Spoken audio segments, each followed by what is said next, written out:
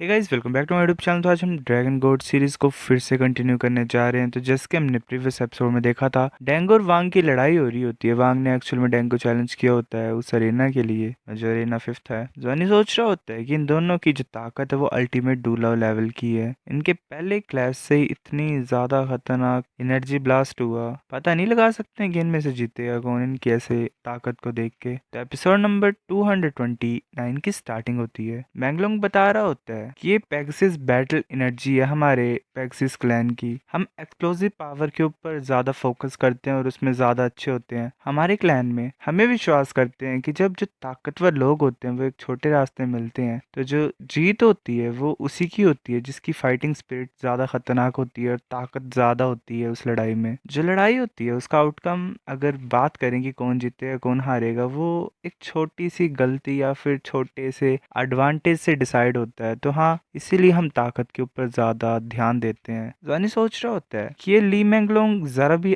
आम इंसान नहीं है। आज की इस चीज ने भी प्रूव कर ही दिया कि कुछ तो खास है ये। जॉनी पूछता है कि ब्रदर मैंगलोंग, तुम्हें क्या लगता है इन दोनों के बीच में कौन जीतेगा? मैंगलोंग बोल रहा होता है कि ब्रदर डेंग को चैंपियन चूज किया हुआ है। सेंस बनाती है ये चीज। वांग भी कमजोर नहीं है, ये इक्वली खड़ा है ब्रदर डेंग के अगेंस्ट में। पर बात देखो ना, अगर वांग ने लड़ने की हिम्मत की है तो उसके पास कुछ ना कुछ होगा ही। शायद कोई नया वो सीक्रेट मूव उसने सीखा हो जिसे वो यहाँ पे इस्तेमाल करेगा। अगर ऐसी बात है तो 10 में से 3 चांसेस हैं वांग के जीतने के। पर अगर ब्रदर डेंग की बात करें तो वो काफी ज्यादा स्टेबल होते हैं लड़ाइयों में। वांग अटैक करते हैं डेंग की तरफ, पर डेंग अपनी स्वॉर्ड से रोक देते हैं उस अटैक को। जानी सोच रहा होता है ये अपनी एनर्जी के साथ क्लैश कर रहे हैं। ये जो एनर्जी है ये इनके एसेंस की मैनिफेस्टेशन है। एक तरीके से देखा जाए तो इनके क्लैन में ऐसी ताकत होती है, एक एक्सप्लोसिव पावर। हर एक जो कोलिजन है, मतलब टकराव है इन दोनों के बीच में, वो काफी खतरनाक है। काफी एनर्जी फैल रही है आसपास इनके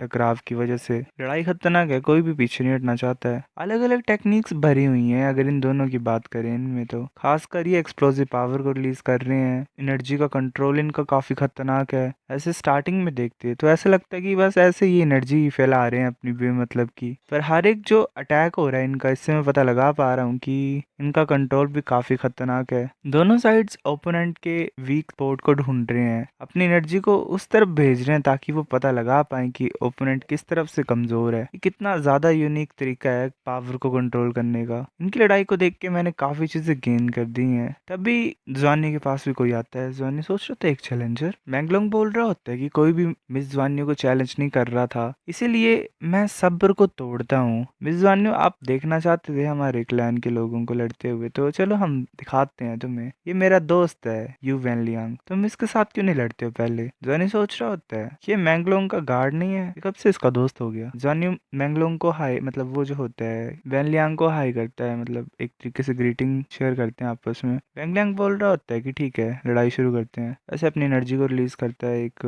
बैरियर जैसा बन रहा होता है उसकी एनर्जी से। जॉनी सोच रहा होता है कि लाइट एट्रीब्यूट साथ में पेगासस फाइटिंग स्पिरिट, वो इंसान अपनी स्वॉर्ड को निकाल लेता है। जॉनी सोच रहा होता है कि वैन लियांग रेडिएंट एसेंस से भरा हुआ है। मैं पता कर पा रहा हूँ कि इसकी ब्लड लाइन एबिलिटी खतरनाक है। ये जो पेगासस बैटल एनर्जी है काफी अलग सी है। ये लाइट एलिमेंट को हवा से खींच रहा है अपनी तरफ, जिससे लाइट एलिमेंट म्यूटेट कर रहा है और ज्यादा ताकतवर बन रहा है। इनके पास इतनी साउल स्किल्स नहीं है, पर ये क्या करते हैं कि अपनी मार्शल स्पिरिट को जलाते हैं, प्योर एनर्जी से लड़ाई करते हैं। इससे चीजें पता लगती हैं कि इनका एनर्जी के ऊपर कंट्रोल काफी खतरनाक है। ये जो बैटल स्टाइल है पेगासस क्लैन का, ये सिंपल है, बट अपने दुश्मनों को ये सिर्फ ताकत से हरा सकते हैं। जॉनी बोलता है कि कोई जरूरत नहीं है, आ जाओ लड़ने मेरे साथ। वैलियांग बोलता है कि तुम दोनों साथ में अटैक नहीं कर रहे हो। जॉनी बोलता है कि कोई जरूरत नहीं है, तुम और मैं लड़ेंगे। वैलियांग बोलता है कि तुम सच में कुछ ज्यादा अंडर एस्टिमेट नहीं कर रहे मुझे। वो जल्दी से अटैक करने के लिए आता है जॉनी की तरफ अपनी स्पोर्ट को लेके। वो स्पीड ऑफ लाइट से मूव कर रहा होता है। वांग लियांग की जो स्पीड होती है उसको देख के सभी हैरान हो जाते हैं, क्योंकि वो लाइट की स्पीड से मूव कर रहा होता है। जॉनी अपने हाथ से स्वॉर्ड को रोक लेता है और काफी बड़ी एक्सप्लोजन होती है। जॉनी ने अपने हाथ को ड्रैगन क्लो में बदला होता है तो वो स्वॉर्ड को रोक पा रहा होता है। मैंगलोंग ये देख के सोच रहा होता है कि एक हाथ से इसने इतने ज्यादा आसानी से वैन लियांग के अटैक को रोक दिया। जॉनी ने ऐसे नॉर्मली पकड़ा होता है स्वॉर्ड को। वैन लियांग सोच रहा होता है कैसे पॉसिबल है, क्या गोल्डन ड्रैगन प्रिंसेस की पावर इतनी ज्यादा खतरनाक है। जॉनी अपने हाथ से मतलब जोर लगा रहा होता है और स्वॉर्ड को तोड़ने की कोशिश कर रहा होता है। स्वॉर्ड पे काफी ज्यादा क्रैक पड़ जाते हैं। जॉनी उसे पीछे फेंकता है काफी ज्यादा ताकत से। वैन लियांग पीछे दीवार से जाके टकराता है, उसके मुंह से खून निकल रहा होता है। वो बोलता है मैं हारता हूँ। फिर ऐसे अनाउंसमेंट होती है कि जुआन्यू जीतती है इस मैच को। मैंगलोंग सोच रहा होता है कि वैनलियांग काफ़ी ज़्यादा फेमस था यंगर जनरेशन में हमारे पैक्सी स्टार में।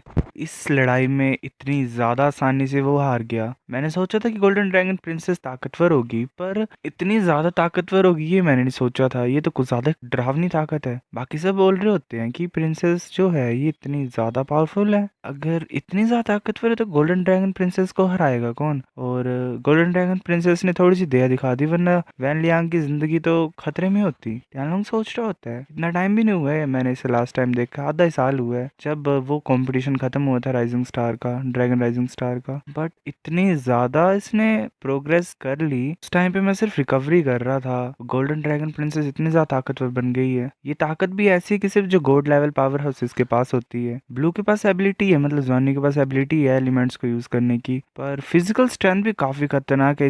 वैन लियांग के पास फिजिकल पावर भी थी, मतलब जॉनी के पास है, और वैन लियांग की कम पड़ गई उसके हिसाब से, और इसी वजह से इतनी ज्यादा आसानी से हार गया। साथ में हमें अरेना नंबर 6 का सीन दिखाई देता है। डेंगो और वांग की लड़ाई चली होती है। वांग ने टियानमा बॉडी को यूज किया होता है, मतलब वो दोनों अपनी एनर्जी को रिलीज कर रहे होते हैं, क्योंकि वही है उनका पैक्सी स्टार का मेन सिस्टम लड़ाई करने का। वो अपनी एक्स में सारी पावर डाल देता है, कंसंट्रेट कर रहा होता है एक तरीके से, और आगे की तरफ देखता है। वो अपनी फॉर्म ही बदल लेता है, वो पूरा का पूरा एनर्जी से कवर हो जाता है। एक अलग सी फॉर्म होती है उसकी, जिससे उसके विंग्स आ जाते हैं, पूरी बॉडी रेड हो जाती है। डेंगे देख के काफी ज्यादा हैरान होता है, और बाकी भी हैरान होते हैं। सोच रहा होता है कि अगर तुम्हारा लेवल इतना ही है ना तो तुम मुझे नहीं हरा सकते हो। वो काफी फास्ट मूव करता है और अपनी स्वॉर्ड से अटैक कर देता है उस इंसान के ऊपर। फिर वो ऐसे हैरानी से पीछे की तरफ देखता है, क्योंकि उस इंसान को कुछ नहीं हुआ होता। वो एकदम से ही अटैक करने के लिए आ रहा होता है डेंग की तरफ। डेंग देख रहा होता है उसकी तरफ, और एक काफी बड़ी एक्सप्लोजन होती है। वांग एक्चुअल में दूर जाके गिरा होता है। वो अपनी नॉर्मल फॉर्म में आ जाता है। उसकी जितनी भी वो ताकत होती है और जो भी उसकी ट्रांसफॉर्मेशन होती है वो नॉर्मल हो जाती है। मैंगलोंग बोल रहा होता है ऐसा लग रहा है कि तुमने सच में काफी ज्यादा एफर्ट्स लगाए हैं इस कंपटीशन में। वांग बोल रहा होता है कि तुम्हारे पास 4 विंग्स हैं। हमें डेंग दिखाई देता है जिसने एक्चुअली में अपने विंग्स एक्टिवेट कर लिए होते हैं। वांग गिरते हुए बोल रहा होता है कि मैं कंप्लेन नहीं कर सकता हूँ कि मैं तुमसे हारा हूँ, क्योंकि तुम इतने ज्यादा ताकतवर हो चुकी हो।